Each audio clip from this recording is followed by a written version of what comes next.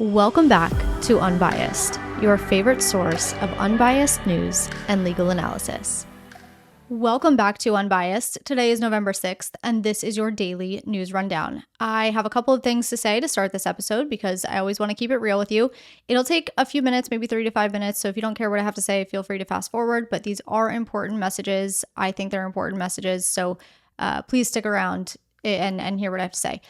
I have always been truthful and honest with you, and it's going to stay that way. But sometimes that requires hard truths, right? And I've always said from the very beginning that listening to unbiased news, almost guaranteed you'll hear something you don't want to hear. So first, I want to speak to those that voted for Harris because I have more to say there. And then I'll talk to those that voted for Trump.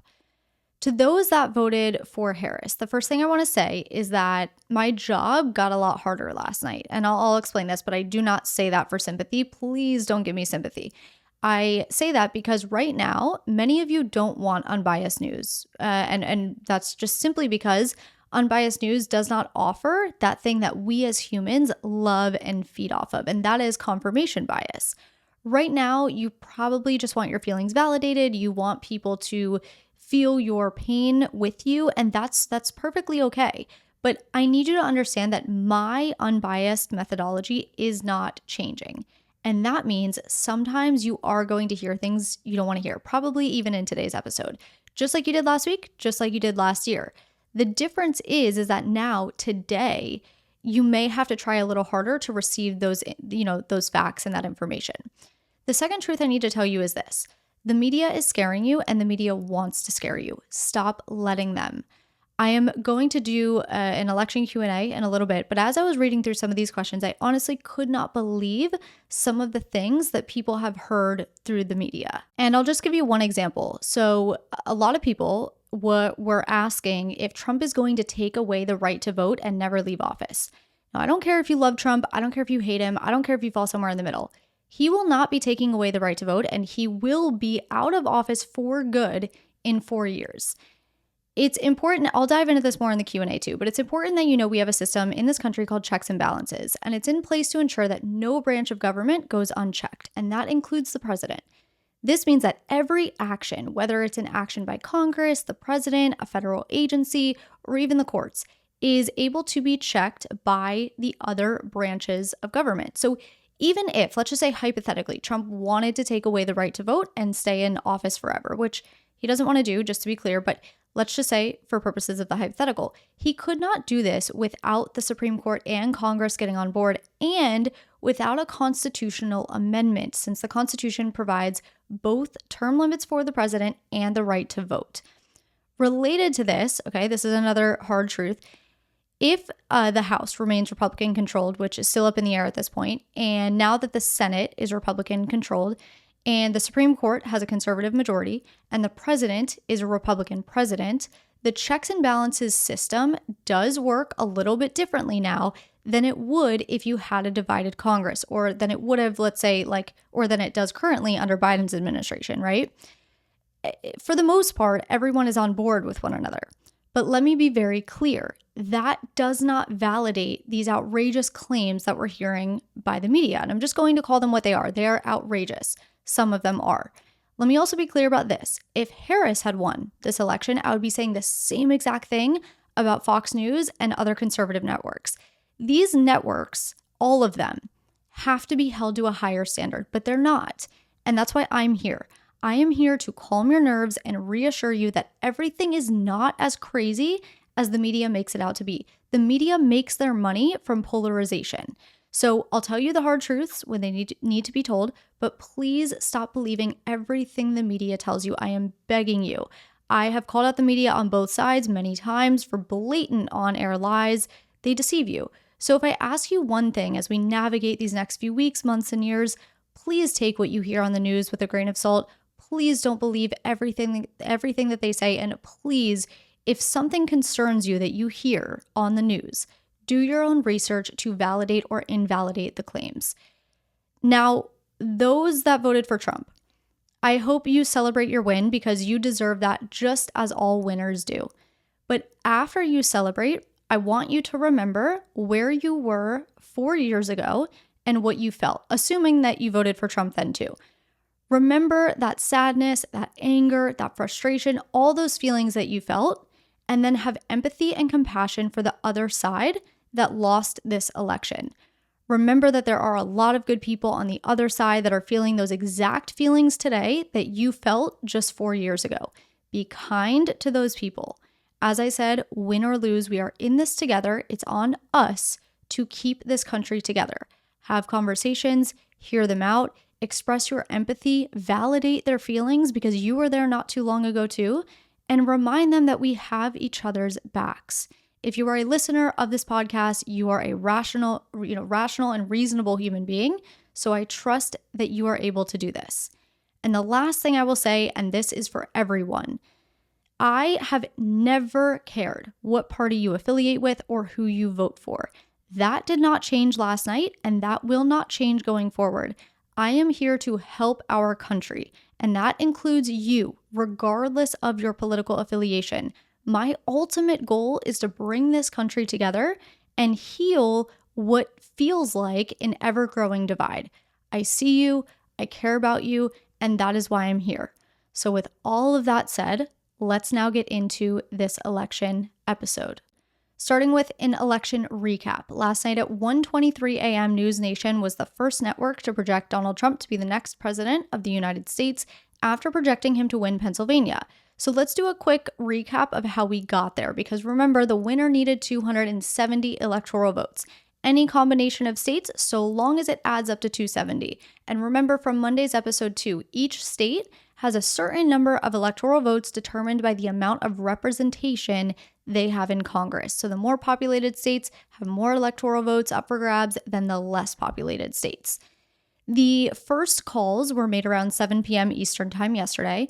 Also keep in mind, just for timeline purposes, we're going to go off of the AP's calls, but News Nation, as I said, did make a lot of calls ahead of many other networks. So just because I say, the AP called X state at Y time, doesn't mean that state hadn't already been called earlier by another network. We're just going to go with the AP's calls for consistency purposes. Trump's start was winning 19 electoral votes between Indiana and Kentucky, 11 and 8 votes respectively. Harris's start was in Vermont, where she won 3 electoral votes. Then around 7:30, Trump won West Virginia, which added 4 votes, bringing him to a total of 23. At 8 p.m., there were many more calls made on both sides. Trump got another 72 votes with Mississippi, Alabama, Oklahoma, Tennessee, Florida, and South Carolina. At this point, his total was 90. At the same time, Harris got an additional 32 votes. Maryland, Connecticut, Massachusetts, and Rhode Island. Her total became 35.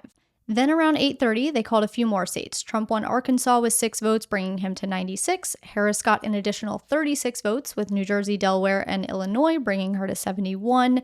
Between 9 and 10, they called another 10 states. Trump won another 88 votes, which included 4 of Nebraska's 5 votes. South Dakota, North Dakota, Louisiana, Wyoming, Ohio, Texas, and Missouri. His total became 184. Harris won New York with 28 votes, bringing her total to 99. Between 10 and 11, Trump won another 28 votes with Montana, Utah, Kansas, and Iowa, bringing his total to 212. Harris won another 14 votes with Colorado and D.C. Her total was now 113. At 11 p.m., Trump won Idaho, which brought him to 216. Harris won an additional 66 votes with California and Washington, bringing her to 178. A little past 11 is when things started to ramp up. So at 11:18, AP News called the first swing state, which was North Carolina. Trump won, bringing him to 232. So at this point, it was 232 to 178 Trump. Between 11 and midnight, Harris got another 26 votes with Oregon, New Mexico, and Virginia. She was now at 204. And then between midnight and 1 a.m., she got Hawaii, as well as the 2nd Congressional District in Nebraska. So that brought her to 209. Just before 1 a.m., AP News called the second swing state, which was Georgia. Trump won Georgia. His total was now 248. Keep in mind, News Nation around this time called Alaska as well, which brought his total to 251. And from there, he just needed Pennsylvania because Pennsylvania has 19 electoral votes. That would have brought him to exactly 270. So 1:23 a.m. News Nation, like I said, was the first to project Pennsylvania for Trump, which made him the projected president-elect. It wasn't until about an hour later at 2:24 a.m. when the AP called Pennsylvania for Trump, and at that point, Trump was at 270. A short while later at 2:45 a.m., Harris won Minnesota, which brought her to 224, and that's where she's at currently. Wisconsin was the next big swing state to be called. That was around 5:30 this morning, and that solidified Trump's win. So right now, depending on which count you look at, the electoral vote count is around 292 to 224, Trump over Harris. That was as of 3 p.m. Eastern time.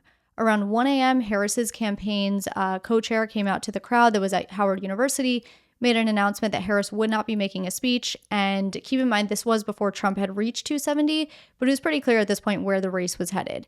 Trump took the stage in West Palm Beach, Florida around 2 a.m., spoke for about 20 minutes, where he was joined by his family, J.D. Vance, Vance's wife, and some others like Dana White and some campaign staff. If you didn't hear his speech, but you want to, I do have it linked in the sources section. So that was your little election night recap, and now we can move on to the Q&A.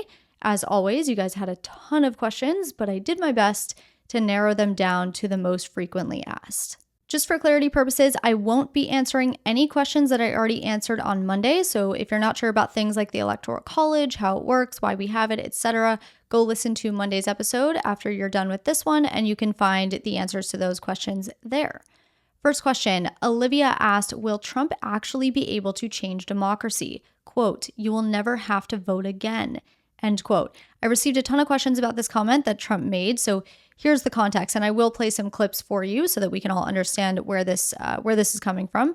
But Trump was speaking at a Christian summit where he told the attendees to go vote and that they would never need to vote again. And like I said, I'll play some clips for you so you can hear everything for yourself.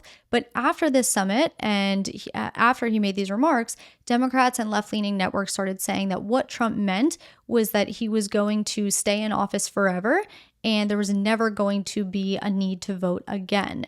He, after that, went on Laura Ingraham on Fox News and talked about what he meant. But first, here's the clip when he made the actual remarks, and then we'll play what he has said since then.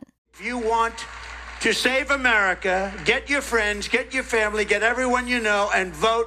Vote early, vote absentee, vote on election day. I don't care how, but you have to get out and vote.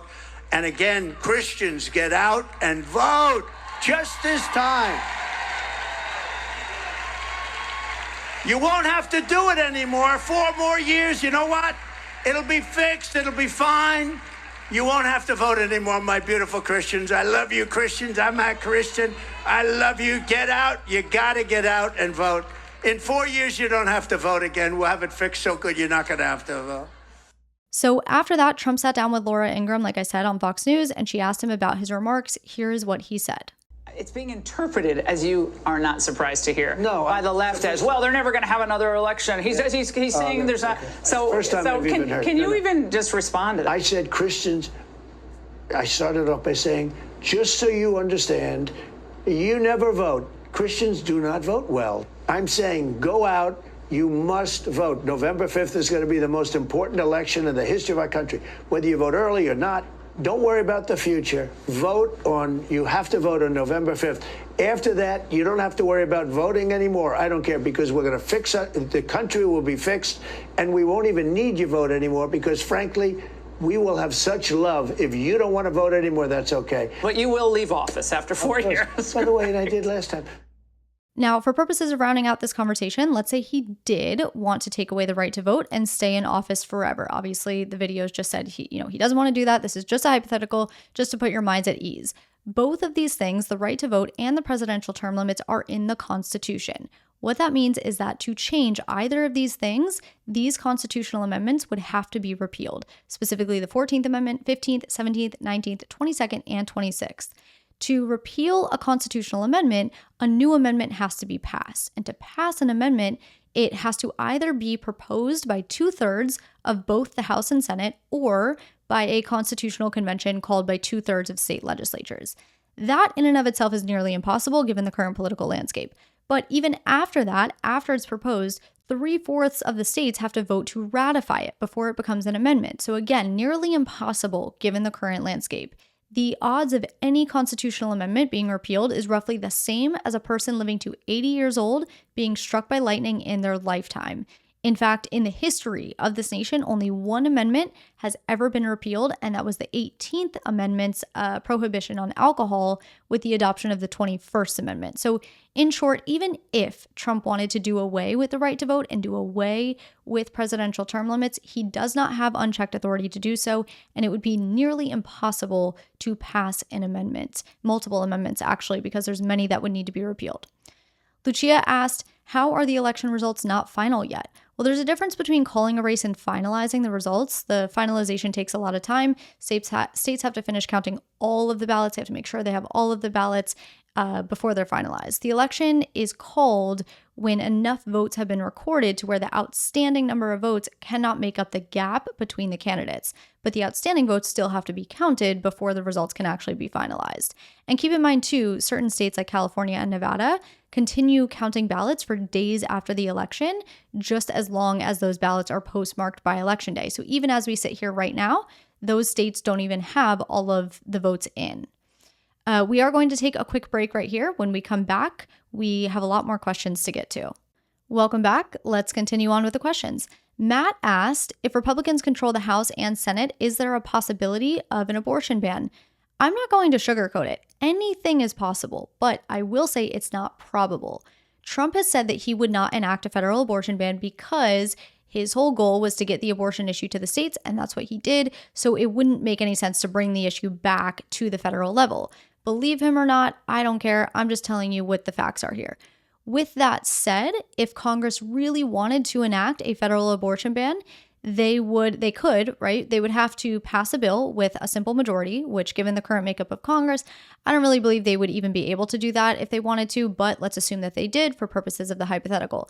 Once they passed it, simple majority, it would go to the president. If Trump signed it, it would become law. If he stuck to his word and vetoed it, it would go back to Congress, and they would have to override his veto with a 2/3 vote in both the House and Senate, which again, I do not think is probable given the current makeup of Congress. So is a federal abortion ban possible? Sure, almost anything is. I'm not going to sugarcoat it, but I do not believe it's probable. Harmon asked, was the economy the number one issue for voters, and is that why the stock market is rallying? Yes, the economy was the top issue for voters pretty consistently across the polls.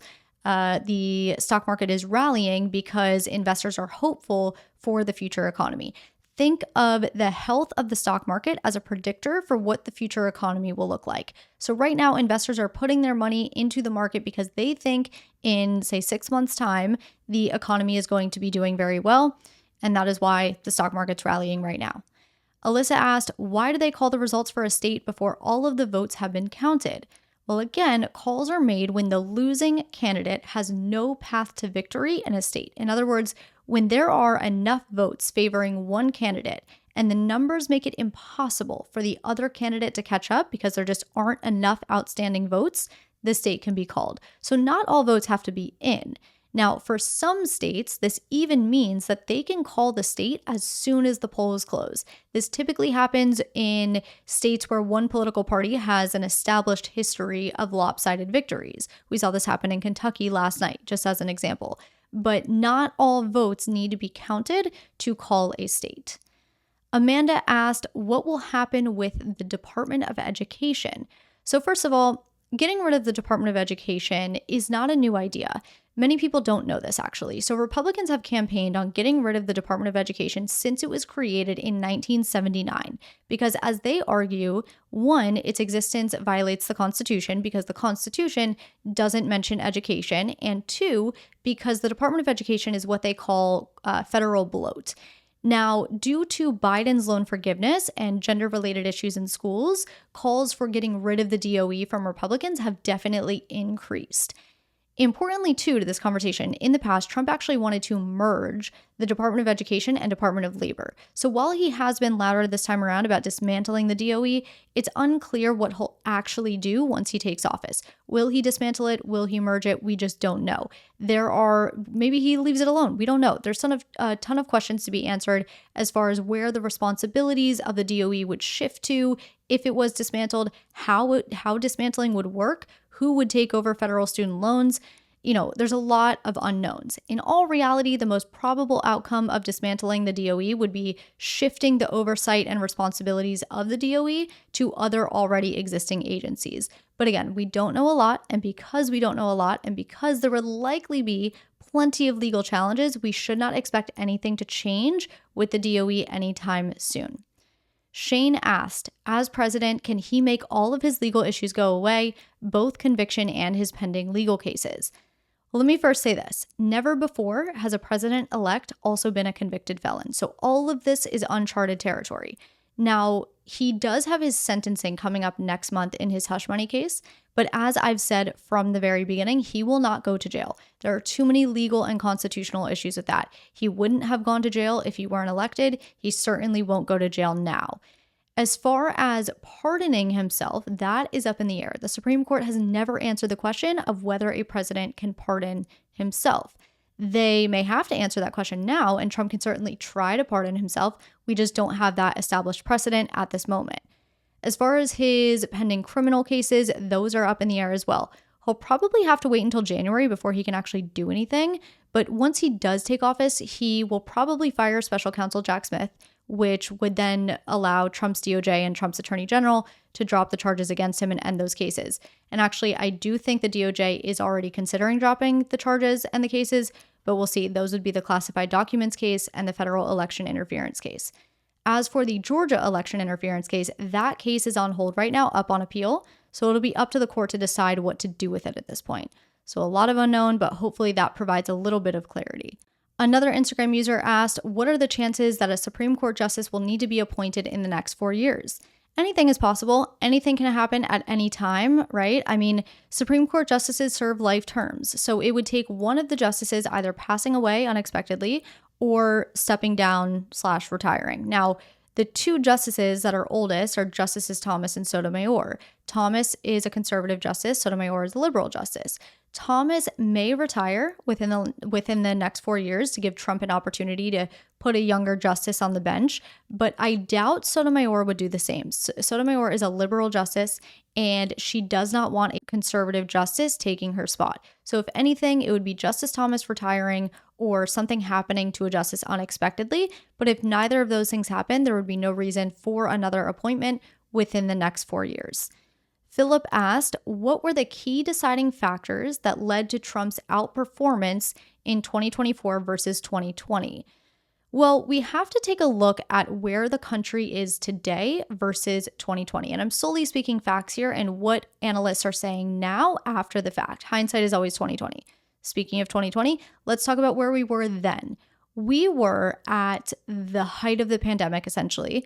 A lot of people were scared. Many people were dying. People wanted change. The economy also had been great for the few years leading up to the pandemic. So people weren't really worried about the economy at that time. Immigration also wasn't what it is today.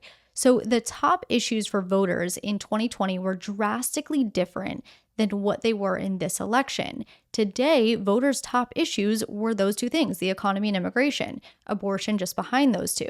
Trump, whether you like him or not, was the candidate that had a grasp on the economy and immigration. And yes, I know we can sit here and argue that he inherited the economy, it wasn't him, but we have to look at what the voters see and what the voters experienced and what the voters attribute to each candidate.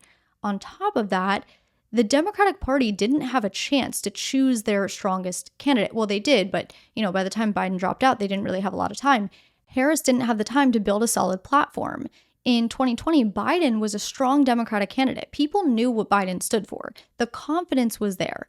In this election, Harris was not as strong as Biden was in 2020, and she didn't give voters that same confidence that Biden did, in part because she had flip-flopped on different policies once she became the Democratic nominee and because she essentially took on Biden's policy book rather than providing her own. So when you ask what were the key deciding factors that led to Trump's outperformance this year, those are the things that we have to look at. L. Danielle asked, what does Trump plan to tackle first? When should we expect inflation to magically drop? I want to be clear that inflation is down. The latest index showed inflation at about 2.1%, which is only 0.1% off from the Fed's target and only 0.2% off from where inflation was under Trump's administration. Inflation is drastically down from its relatively recent peak of 9.1% in June 2022. So inflation likely won't come down too much more. What needs to come down are the prices. Consumer prices are still high, and we don't know when exactly that'll happen, but that's certainly on Trump's to-do list, among many other things. To answer your second question, which is what does Trump plan to tackle first, we actually heard from Trump's senior advisor today, who said that on day one, Trump specifically plans to put his border policies back in place, those policies that he had in place that Biden then removed, and get energy exploration going. And Trump himself said that he wants to get oil drilling going again on day one. You probably remember that now famous dictator quote where he said he would be a dictator on day one. He was asked what he meant by that, and he said, quote, "We're closing the border and we're drilling. After that, I'm not a dictator," end quote. But also keep in mind, too, that a lot of things require congressional approval, which can take time and not necessarily get accomplished on day one. So the border measures and energy exploration measures can likely be done via executive order, which he can sign and get started on day one. But there's a lot that can't be done on day one, so we'll have to see how those things take shape. Mads asked, if something happens to Trump before Inauguration Day, does Vance become president? This really depends on when something were to happen, if something happens. So December 17th is the day that electors will meet in their respective states to cast their votes for the president. And excuse my morbid language here, but if Trump were to either die or be incapacitated between today and December 17th, there's actually no federally required process to follow. We have never had a president-elect die in that time frame, so it's just unclear what would happen. Now, if Trump were to die or be incapacitated at some point after the Electoral College meets on December 17th, but before inauguration, then Vance would be inaugurated. Aletha asked, is my right to IVF really at risk now? I can only tell you what Trump has said and done, right? Let me play this clip for you, but a little context first. In the clip that you're about to hear, Trump was talking about the Alabama Supreme Court case that ruled frozen embryos created through IVF are considered to be children under state law. So he's describing a conversation he had with a Republican senator from Alabama in the wake of that decision. And here is what he said. So I'm the mother of 3 small children, and I have many friends that have struggled with fertility issues over the years while trying to grow their families. And while they're pro-life, they're very concerned that the abortion bans will affect their ability to access IVF and other fertility treatments. So although abortion does lie with the states, what is your stance on that, and what would you say to those women? So I got a call from Katie Britt, a young, just a fantastically attractive person from Alabama. She's a senator. And she called me up like emergency, because an Alabama judge had ruled that the IVF clinics were illegal and they have to be closed down. A judge ruled. And she said, friends of mine came up to me and they were so angry. I didn't even know they were going, it's fertilization. I didn't know they were even involved in it. Nobody talks about it. They don't talk about it. But now that they can't do it, she said, I was attacked. In a certain way, I was attacked. And I said, explain IVF very quickly.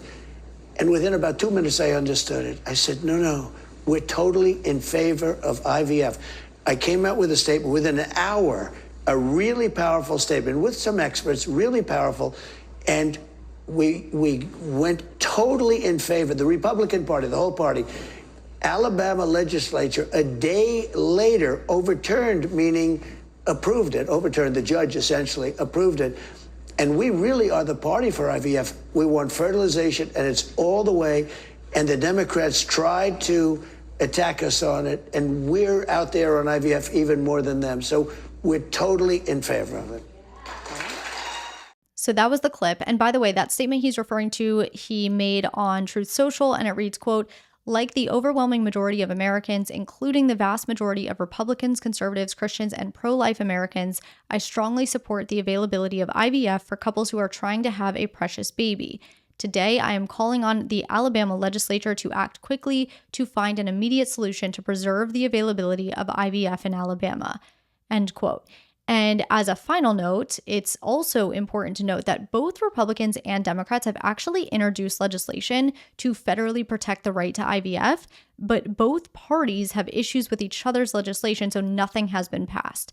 The Republicans think the Democrats are going too far. The Democrats think the Republicans are not going far enough. But just to be clear, both parties have called for the federal protection of IVF. And since that Alabama lawsuit, the Alabama legislature has enacted state legislation protecting the right to IVF in the state. Ashley asked, California resident here, why do all electoral votes go Democrat when 40% of votes are red? The answer here is simple. 48 states, including California, have a winner-takes-all system when it comes to the electoral college or electoral votes. Whoever wins that state, it doesn't matter if it's 60-40, 80-20, or 51-49. Whichever candidate wins that state, wins the popular vote, gets all of the state's electoral votes. The exception here is Nebraska and Maine. Nebraska has 5 total electoral votes. Maine has 4. Basically, the statewide winner of the popular vote gets 2 of those electoral votes, and then the rest are split up by congressional district. So Trump won the statewide popular vote in Nebraska and 2 of the 3 congressional districts. Therefore, he got 2 electoral votes for the statewide vote and 2 for both of the congressional districts he won. Harris, on the other hand, did not win the statewide popular vote in Nebraska, but did win the popular vote in 1 of the 3 congressional districts. So she got 1 electoral vote from the state. And then same procedure applies for Maine. But other than that, all states have a winner-takes-all system. And finally, a user asked, if Trump is president, how worried should we be about Project 2025?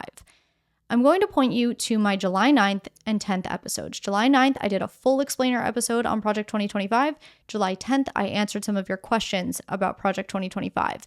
There's no point in regurgitating everything here, so I have included those links in the episode description as well as in the sources section of this episode. Please, if you're interested in learning about Project 2025, go listen to those episodes. They are very, very informative. I got to what I could get to today. I'll try to answer more questions in tomorrow's episode. I hope this was a huge help for you. I hope you feel more informed now than you did 30-ish minutes ago. I'm thinking of you guys. I'm so happy you're here. I'm so happy we're together in this. And don't forget that it is on us to stick together. Have a great night, and I will talk to you tomorrow.